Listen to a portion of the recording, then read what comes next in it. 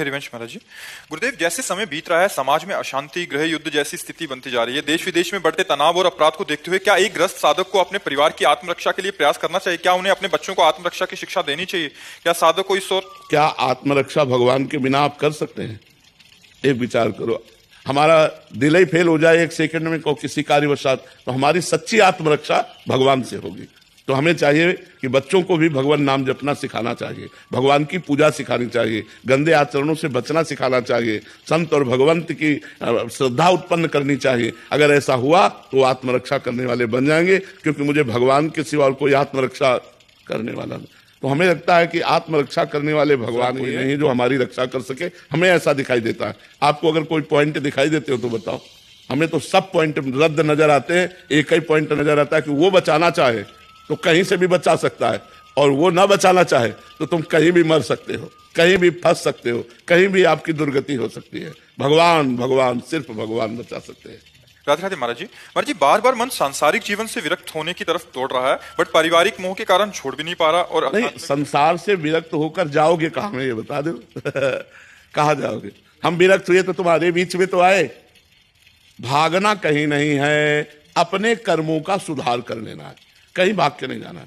आज समय नहीं है कि आप विरक्त होकर घूम सको, मार डाले जाओगे।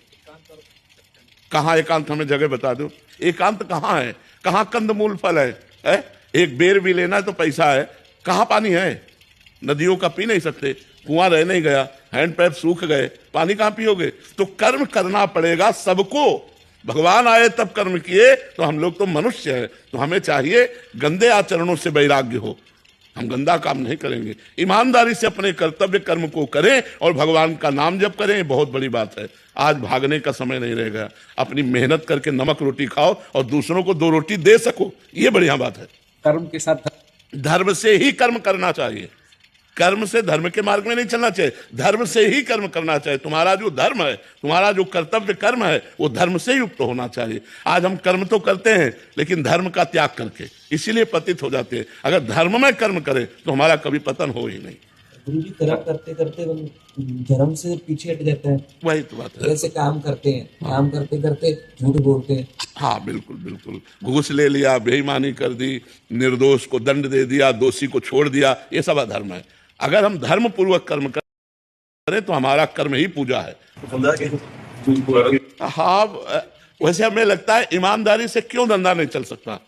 भाई, ये कपड़ा जैसे आप बेचते हैं, 100 का लाए हैं तो पता है आप मुनाफा ले रहे हैं, आप 150 रुपया बोलिए, पर ये मत बोलिए कि कसम से कह रहा हूं ये 150 का हम लाए हैं, ये मत बोलिए। नहीं, लोग कहने लगते ना तो ये बात मत कहो। आप 150 का बेच रहे हो, पक्की बात है, क्योंकि अगला आदमी जानता है ये दुकान मकान परिवार सब इसी से चल रहा है, तो मुनाफा जरूर लेगा, तो उसमें ज्यादा झूठ बोलने की जरूरत नहीं है। महाराज जी, मैं जीवन में ये प्रयास करता हूँ कि धर्म का पालन करूँ, लेकिन अगर कोई व्यक्ति हमारे साथ अधर्म करके, छल करके कोई करे, तो क्या हमें उसका जवाब देना चाहिए उसी तरीके से, या शांत? नहीं, उस तरीके से नहीं देना चाहिए, अपने धर्म से जवाब देना चाहिए, अपने धर्म से जवाब देना।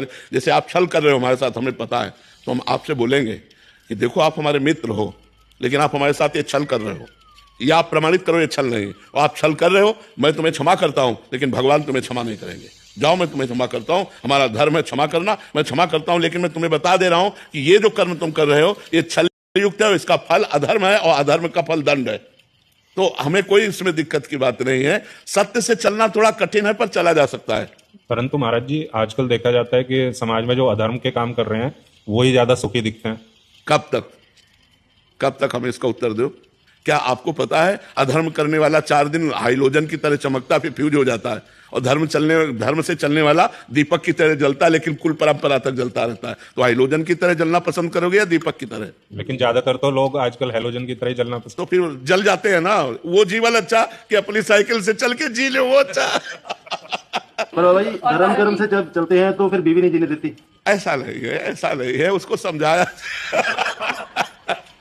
अब सही बात, तो हमें ये लगता है कि यदि हम दोनों प्यार करते हैं और समझाया जाए कि धर्म से यदि नमक रोटी खाएंगे तो हमारे बच्चे अच्छे ग्रेजुएट होंगे, और अधर्म से यदि हम, तो हमारे बच्चों पर प्रभाव पड़ेगा, हमारे परिवार पर को प्रभाव पड़ेगा। भाई, जब वो दूसरों को देखते हैं ना कि दूसरों के भी बच्चे गाड़ी में चल रहे हैं, हम मोटरसाइकिल पे ही चल रहे हैं, तो फिर दिक्कत आ जाती है वहां। हाँ, लेकिन उनका पुण्य है ना, पूर्व का उनका पुण्य है, और हमारा पूर्व का ये प्रारब्ध मतलब भुगतना पड़ेगा। भुगतना पड़ेगा, ये भोगना पड़ेगा। अगर आप गाड़ी भी ले लेंगे तो आपको आना मोटरसाइकिल पे ही पड़ेगा। राधे राधे महाराज जी। महाराज जी, मेरे गुरुजी श्री श्री परमहंस योगानंद जी प्रकट रूप में तो नहीं है, मैं उनकी शिक्षा लिखित रूप में ग्रहण करता हूँ। महाराज जी, मेरा प्रश्न है कि क्या मैं अपने गुरुदेव को ही अपना आराध्य या इष्ट मानकर उनकी पूजा, ध्यान, नाम जप, जय गुरु कर सकता हूँ? क्या मैं सही चल रहा हूँ?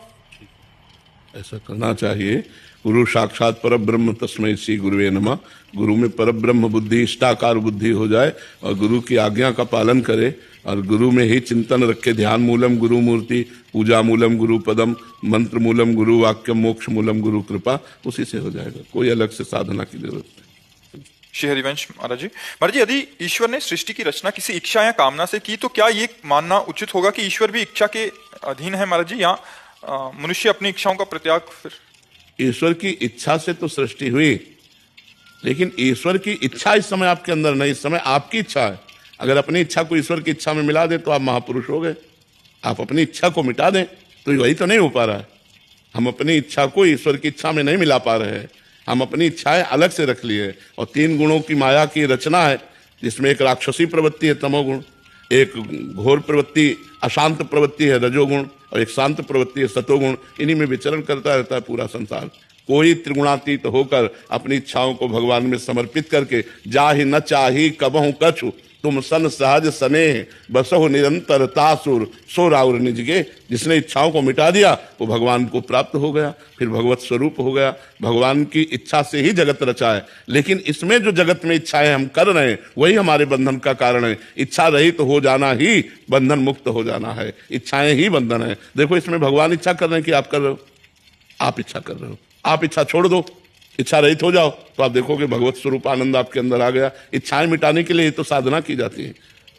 जा ही न चाहिए कबहू कछु, कभी कुछ नहीं चाहिए, कोई इच्छा नहीं। सकल कामनाहीन जे राम भगत रसलीन, जो सारी कामनाओं को छोड़ देते वो भगवान के प्रेम रस में लीन हो जाते हैं। कामनाएं तो हमें जगत में फंसाए, कुछ कामनाएं पाप करवा रहे हैं, कुछ कामनाएं पुण्य करवा रहे हैं। तो बार बार लोकांतर में पुनरपि जननम पुनरपि मरणम पुनरपि जननी जठरे शयनम, यही खेल हो रहा है। इच्छाओं का त्याग कर दो, अभी भगवत प्राप्ति का अनुभव हो जाएगा। समझ पा रहे हैं आप? महाराज जी, कुछ भी करते हैं तो अगर असफलता मिलती है तो मन घबरा जाता है, निराशा सफलता पूर्व जन्म के प्रारब्ध कर्म के अनुसार मिलती है। जैसे हम बहुत पढ़े लिखे लेकिन हमें नौकरी नहीं मिल रही, लाखों रुपया लगा रहे लेकिन व्यापार में सफलता नहीं मिल रही, क्योंकि आपको दुख भोगना है। आपने ऐसे कर्म किए हैं कि उनके परिणाम में आपको दुख भोगना है, इसलिए असफलता। इस असफलता में भी हम सफलता खोज लें, ये आध्यात्मिक ज्ञान हो। अगर आध्यात्मिक ज्ञान नहीं है तो फिर लाभ नहीं मिल पाएगा। असफलता में भी सफलता, जैसे दोनों किडनी फेल है, परेशानियां हैं, लेकिन कोई परेशानी नहीं। भगवान की कृपा से जो होना चाहिए वो हो रहा है, बस आनंद है। क्यों? क्योंकि आनंद स्वरूप भगवान से हम जुड़े हुए हैं। अगर आप जुड़ो तो असफलता भी सफलता में बदल जाएगी। वो भगवान कर्तुम अकर्तुम अन्यथा कर्तुम सर्व समर्थ ईश्वर है। देखो, सुदामा जी का प्रारब्ध 3-3 4-4 दिन भोजन नहीं मिलता था, और श्री कृष्ण की कृपा सुदामा पूरी बना दी। तो कृपा और प्रारब्ध, इनमें अंतर है। प्रारब्ध से तो हम असफल हो जाएंगे, लेकिन कृपा हमें सफलता प्रदान करेगी। इसलिए हमें नाम जप करना चाहिए, अच्छे आचरण करना चाहिए और परोपकार करना चाहिए, दूसरे जीवों को सुख प्रदान करना चाहिए। इससे बहुत जल्दी भगवान की कृपा हमारे ऊपर हो जाएगी और हम मंगलमय सफलता को प्राप्त हो जाएंगे। हरिवंश महाराज जी। महाराज जी, क्या कभी भी किसी भी भगवान का चिंतन हो, किसी भी प्रकार का, जैसे भगवान के भजन होते हैं या कीर्तन माना जाएगा? महाराज जी ये कह रहे हैं कि हनुमान जी, मारुति जी, जय माता दी, जय सिया राम, राधा कृष्ण, ये सब नाम के अंतर्गत आते हैं। ये प्रारंभिक बातें हैं, प्रारंभिक बातें। और भजन का स्वरूप तो यह है कि एक नाम पकड़ लिया और 6 घंटे उसी पे आए। राम पकड़ लिया तो राम राम राम राम राम राम 6 घंटे राम जपे, तब जाके नशा चढ़ता है, प्रारब्ध भंग होते हैं, पापों का नाश होता है। ये प्रारंभिक है कि जब जो मन आया सो पाठ कर लिया, जब जो मन आया सो नाम जप कर लिया। लेकिन आगे अगर बढ़ना है तो किसी एक नाम को लेकर 5-6 घंटे 8 घंटे उठते बैठते चलते फिरते